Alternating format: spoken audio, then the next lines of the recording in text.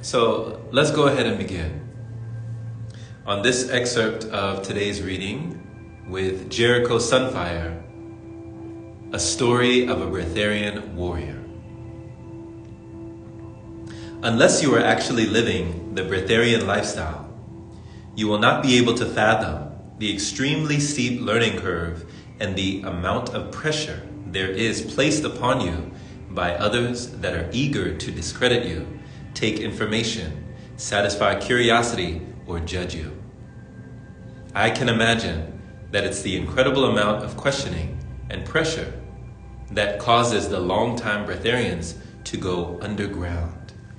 And I can totally see why these guys go live in caves and in the middle of forests.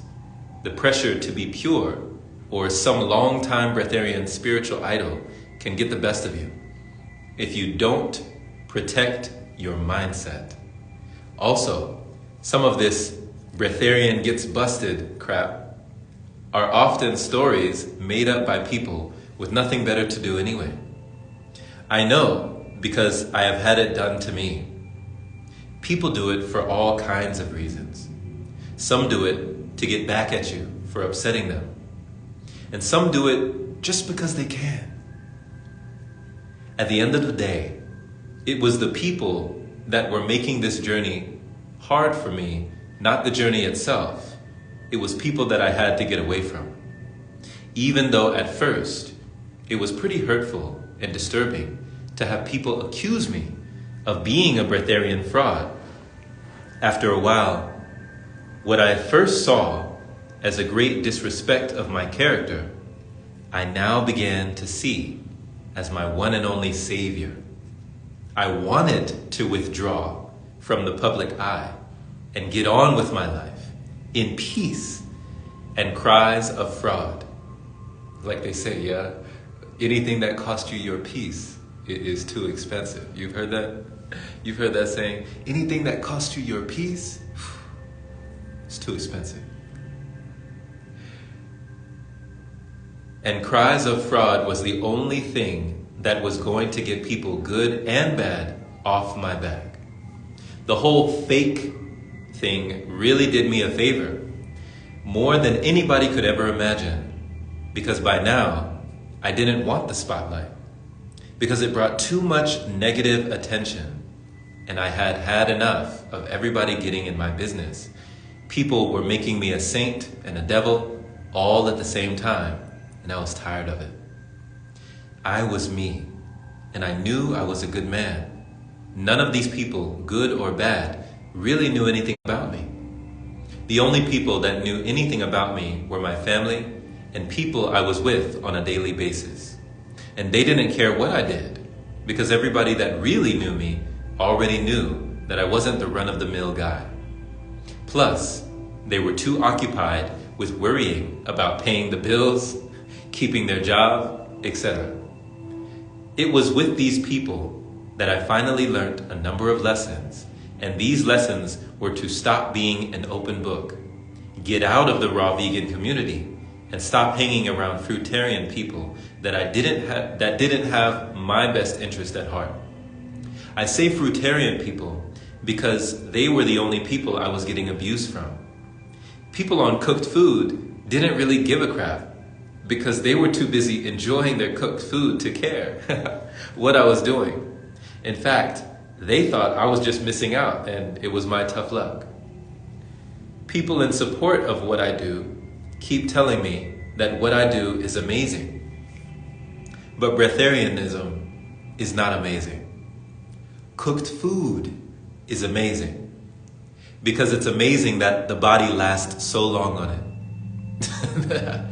One of the realizations I face now as a Breatharian is that we as humans have strayed so far from our original state that we can eat the burnt, baked, broiled, fried body parts of dead animals disguised in sauces and spices, consume vast amounts of dairy products, fast foods such as pizzas, burgers, fried chicken, candies, ice cream, a variety of all-you-can-eat buffets, and wash it all down with sodas, concentrated fruit juice, cow's milk, etc., and think that this is completely normal. In fact, we don't just think it's normal, we actually think we are thriving on it. We can also manufacture and duplicate fake versions of all the above so that vegetarians and vegans don't miss out on destroying their bodies too. And people just love that idea. Vegans spend so much time and energy campaigning and trying to get the point across about animal cruelty, only to go and eat a fake burger made with fake meat. Now, what is the point of that? There is no justifying that. You're either against all concepts of animal cruelty, or you're not, and you're certainly not going to support a fake version of the very thing you are against. And what many vegans don't realize is that the same company that makes their fake meat products actually makes the real meat products too. How far have we gone from nature when we can spray our fruits and vegetables with all kinds of deadly chemicals for economic gain? Unfortunately, the average person on the street neither knows nor cares about the food they are putting into their bodies, or how it's made, and even if they did, they wouldn't care as long as it tasted good. I find that naysayers that don't know squat about breatharianism ask questions like, when's the last time I ate? Like it's a competition for who can go without food the longest or something, and tend to make stupid arguments as to why one should even bother living or wanting to live the lifestyle. They don't really care about the answers. To me, it's just too much pressure.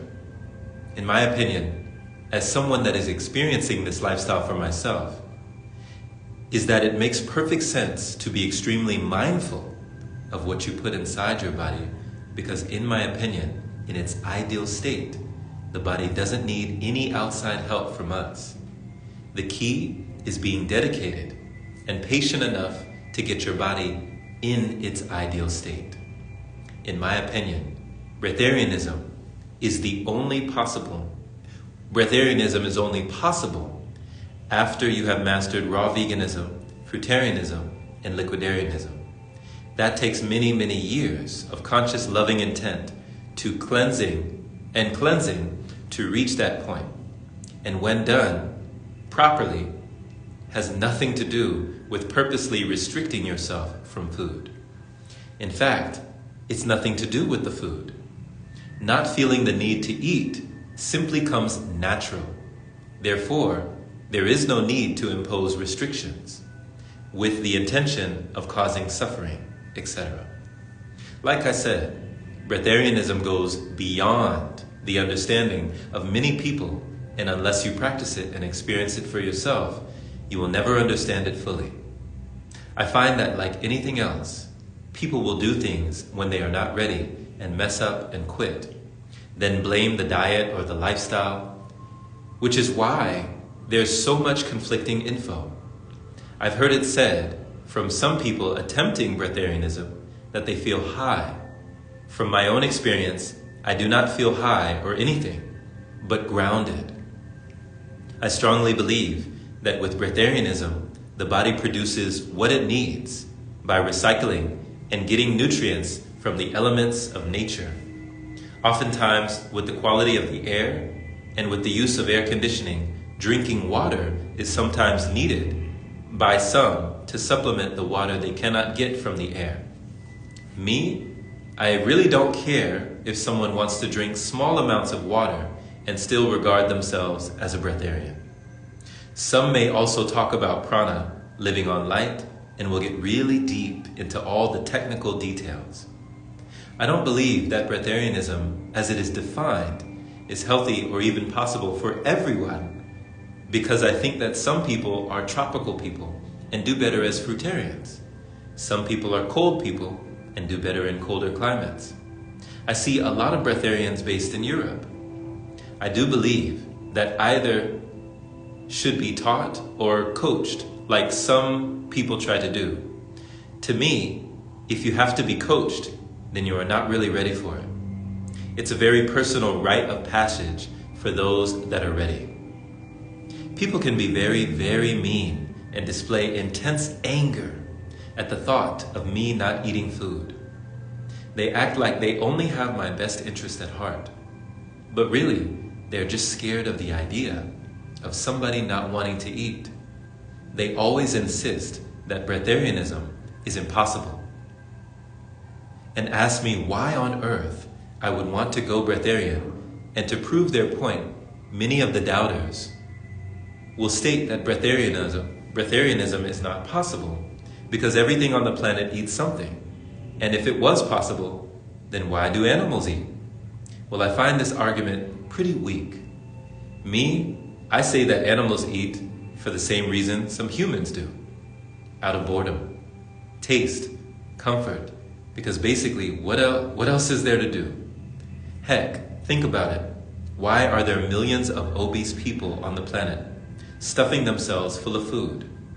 Why do millions of people's social lives revolve around food? Well, because there's nothing else people would rather be doing. People want to spend their time tasting things and possibly escape their current emotional state or get into a certain emotion. After all, have you tried having a party serving only water? Anybody that has gone out with drunk friends and stayed sober knows that drunk friends always seem to have more fun, and that's because their emotions are altered, and they are spared the apparent agony of having nothing to do and being left to internalize. Then the doubters bring up hunger, and again, this argument is so weak. Well, what really is hunger? To me, it's a feeling of anxiety brought on by movement of debris and waste in the intestines and shrinking internal organs. So essentially, we are going back to the emotional side of things, affecting our actions and reasoning. Look at it like this.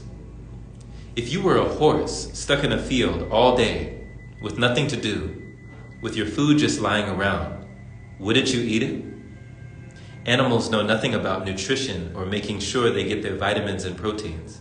All they know is that there's food around, so why not eat it? If you left chocolate bars on the ground, animals would eat it. So their behavior is no indication as to what ours should be.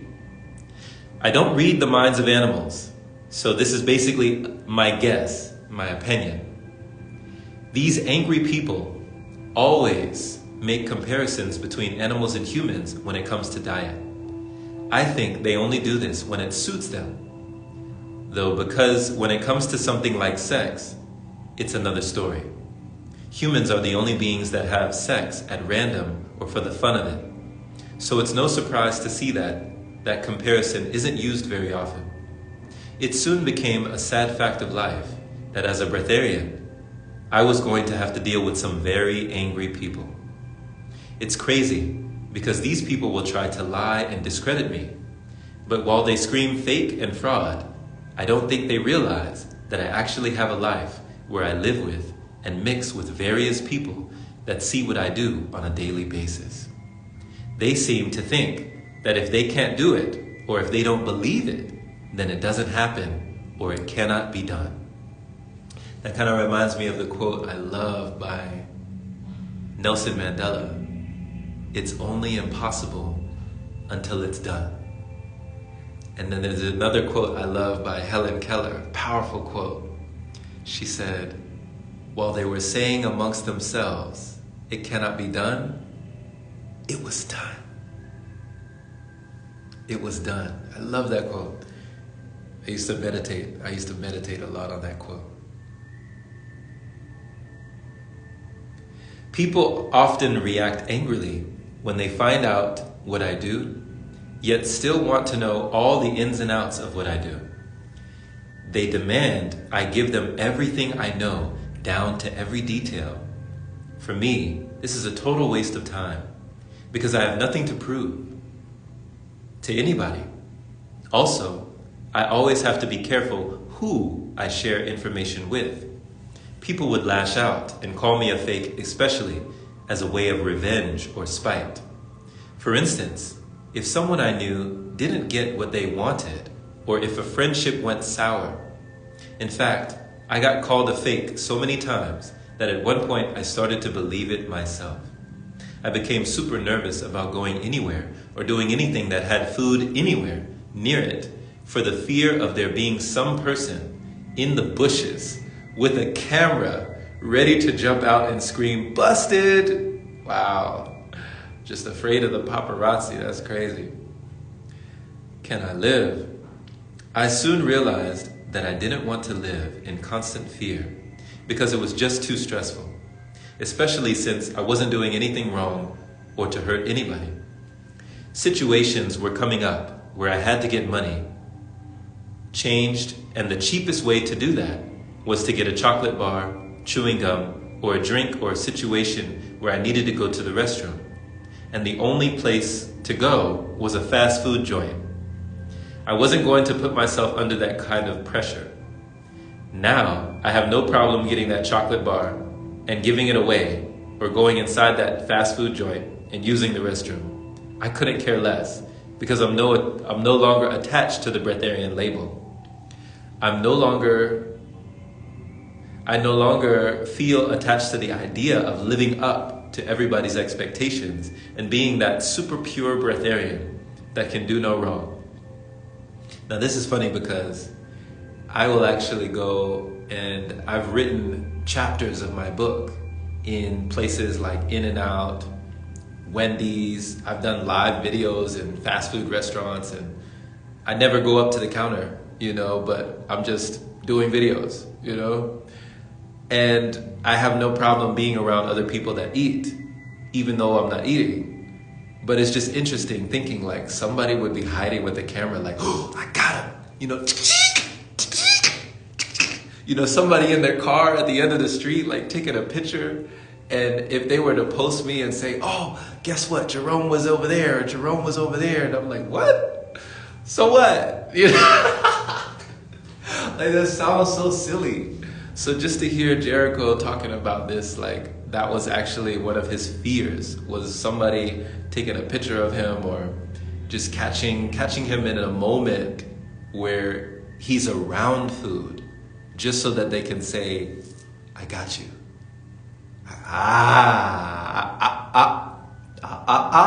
Right?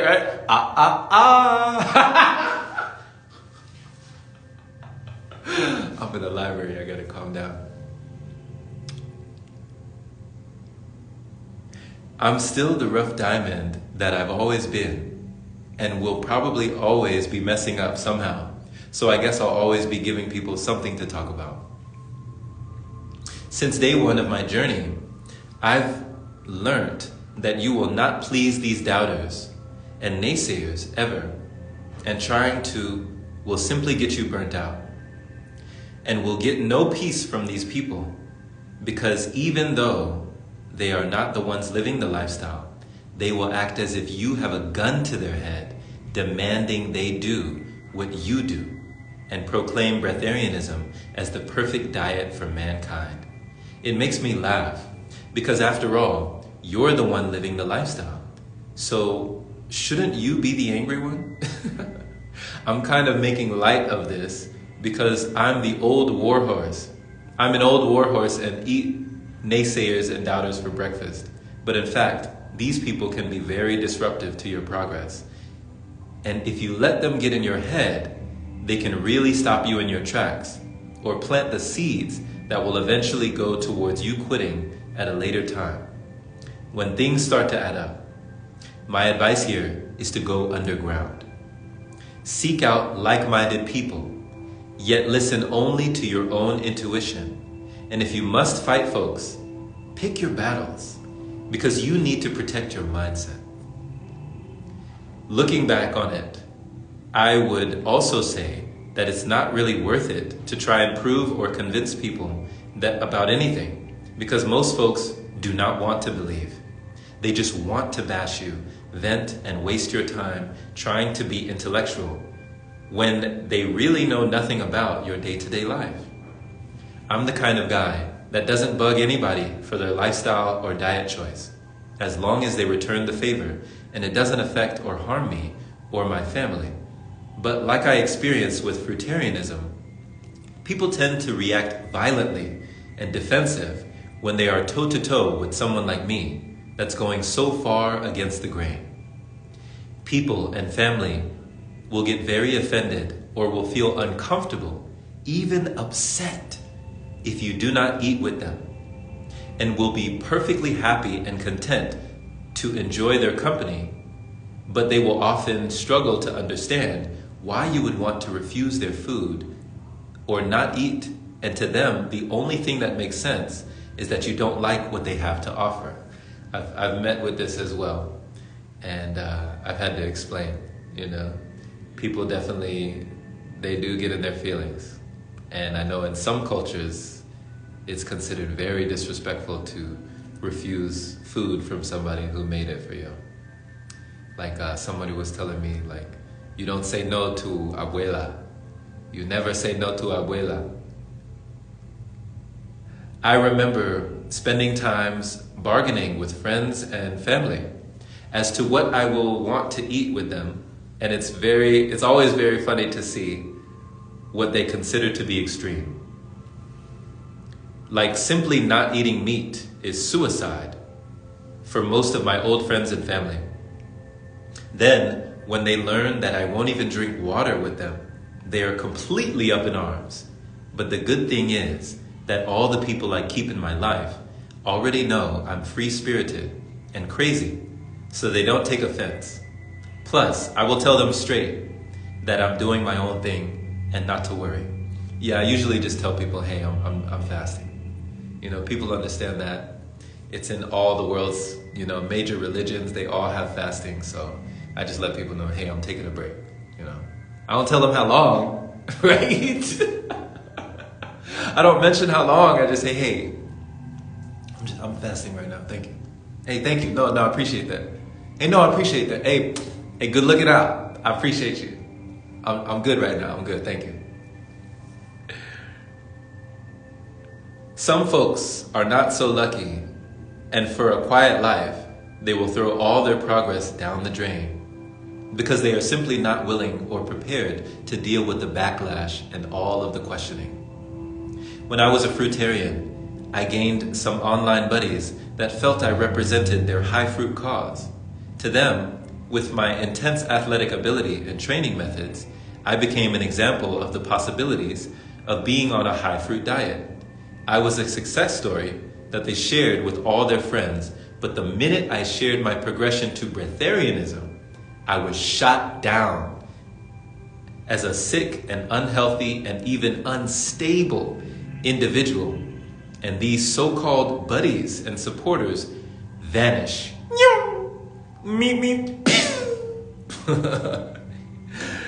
Vanished as soon as they had jumped on my coattails. What happened? Why the uproar? I was still the same person. I simply made my own personal shift. I followed my intuition and progressed to Breatharianism. Did Breatharianism and the thought of not eating suddenly make me a bad person to these people? Or was it the fact that I was moving onwards and upwards and was no longer the shining example that they could share to their non-raw buddies? Maybe people just didn't want to be associated with the whole anorexia thing, or didn't want to be around if it all went south. Either way, I soon found out who my real friends were.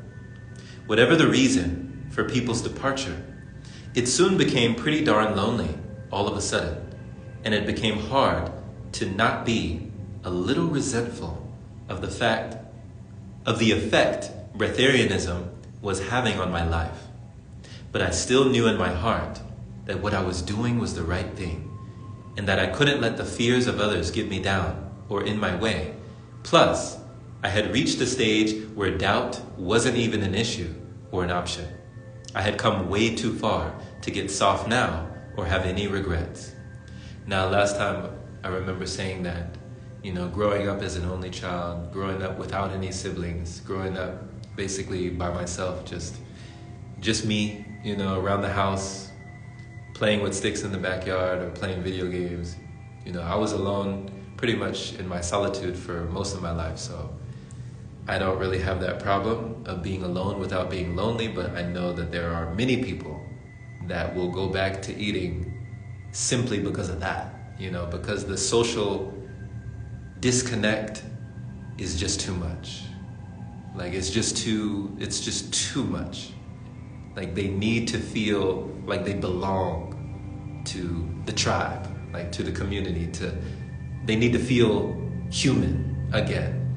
And so I've heard so many people say that when they at one point embraced, the feeling that they felt, feeling lighter, feeling more energy, feeling more vibrant, they said, no, I went back to eating because it was just too much. Like, I wanted to connect again. I needed to feel like I belonged again. It's too much separation. So I definitely empathize with those people because,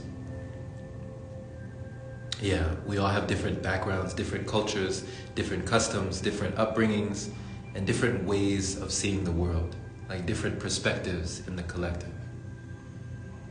A major lesson on my journey was learning the art of letting go. And that included learning to throw away all questions out of the window. So for years, I had stopped questioning what I was doing or what was happening to me, and it felt so good and liberating. So if I wasn't answering my own questions, I sure as heck wasn't going to bust a gut to entertain answering anybody else's questions, because doing that just felt like I was going backwards.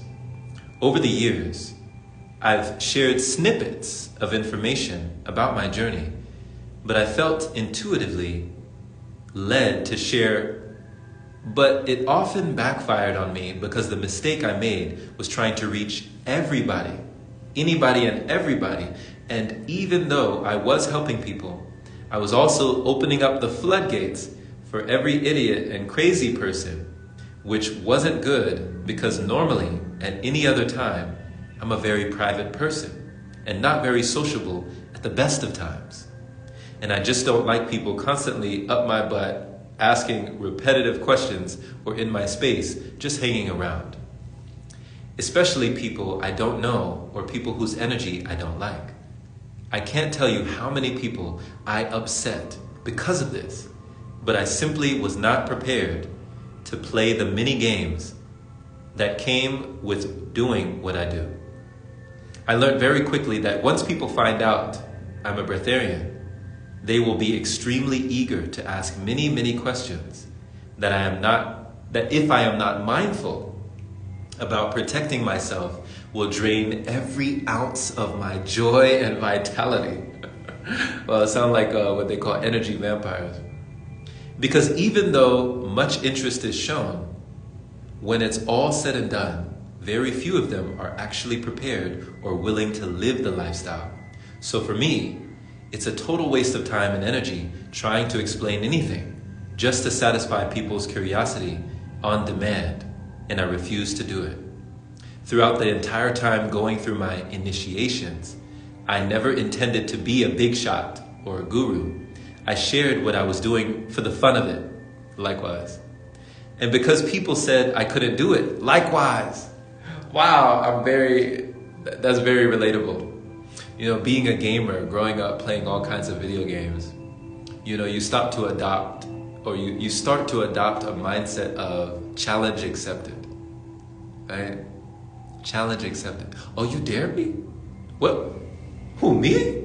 You talking to me? You said I won't do what? Hold on. You said I won't do what? Right? They be like, I dare you, I double dog dare you. You what? Like, I'd be like Shaggy and Scooby. You remember Shaggy and Scooby-Doo? Raggy? Right? And so I'd be like, challenge accepted. You told me I can't do it, now I have to do it. Right? I used to play into that all the time and do crazy things back in my youth, back in my childhood. I'll do crazy things just to say I did it, just because someone told me I couldn't do it. So the moment I had somebody tell me, I remember I was only going to do a solid food vacation. I was only going to fast for 1 month. I said, no solid food, 1 month. They said, that's too long. No, don't do that. Don't hurt yourself. That's too long. I said, come again? Right? I'm talking to people who have been doing it for years. Even their chief monk at the time, their chief monk that I was staying with at the monastery, he had done it for 2 years. Now you telling me I can't do it for 1 month? Watch me. Watch me. That's how it all started. It just started with a dare, right? Then once I went 1 month, I felt so good, I had to go 2 months. Then I felt so good, I had to go 3 months, and I kept going, right? But it all started with like, did you just dare me? I mean, did you say I couldn't do that? Okay, watch. Catch me outside, how about that, right? So some people just have that thing in them, I'm just one of those people that like, you tell me I can't do something, that's the wrong one. You're talking to the wrong one.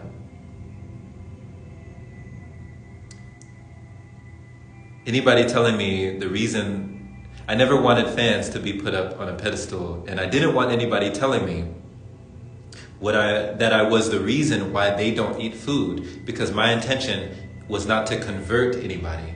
For instance, a guy at a talk I did once told me that I was the inspiration behind him not eating, and I was very disturbed by this because it was clear by listening to what he was saying that he had not understood my philosophy and was only listening to what he wanted to.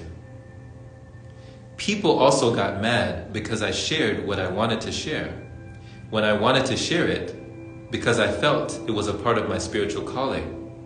But people would insist on contacting me, foaming at the mouth, wanting more information, right? And wanting me to be their leader, even though I never made any claims or tried to teach. The problem here was that I had one reason for sharing select information about what I was doing, and the general public had a different interpretation based on their very limited knowledge and understanding.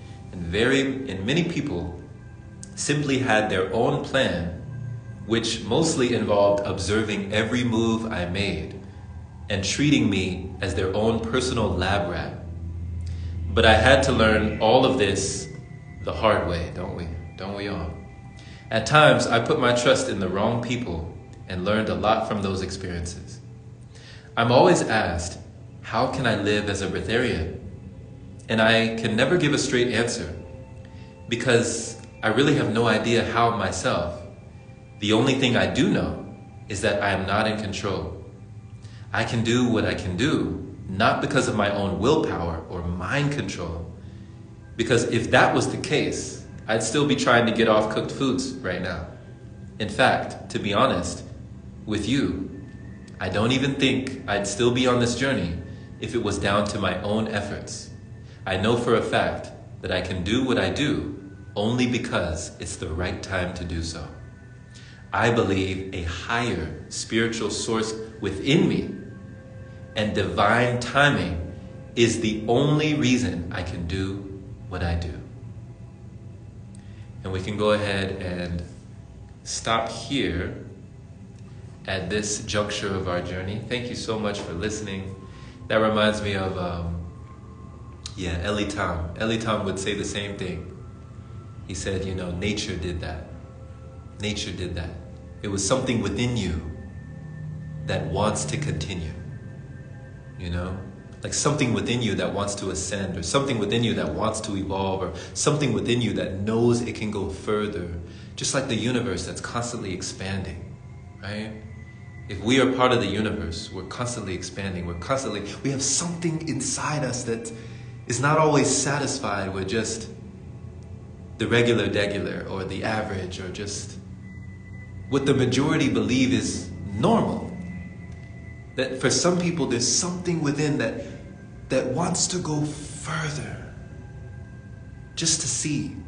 And there's a quote, I forget who said it, but they said, only the one who is willing to risk going too far will find out how far one can go. And it's a true statement. You know? There's a surrender. It's not like a striving, it's more like a surrender. It's not like, I gotta force myself or make myself. No, it's just a relaxing back into a natural state. When there's no longer resistance. You no longer resist. Because whatever we resist is gonna persist anyway, right? So when you just let go, and actually the body lets you know when it's time to let go. If you're listening, there's always signs, there's indicators, there's little signs. Okay, you can let go a little bit more. Okay, we're good right here, right now, we're good.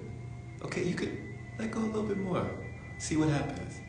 Okay, we're good right here. Okay, let's see, let go, just a little. All right. Right? And then through that process, you get to the point where you're like, wow, what do I really need? What do I really need? So these were just some more readings as we've been proceeding. Some wisdom of the ages from some of today's modern sages. This has been Jerome Shaw with the Pranic Pages. And thank you so much for listening. Share this with someone who needs to hear it. Keep the grateful, thankful spirit. And I trust that the rest of your life and the breath of your life will be the best of your life. My friend, so much love. Host of the TOP. Remember, the Open Palm podcast is available wherever you find yours on all platforms.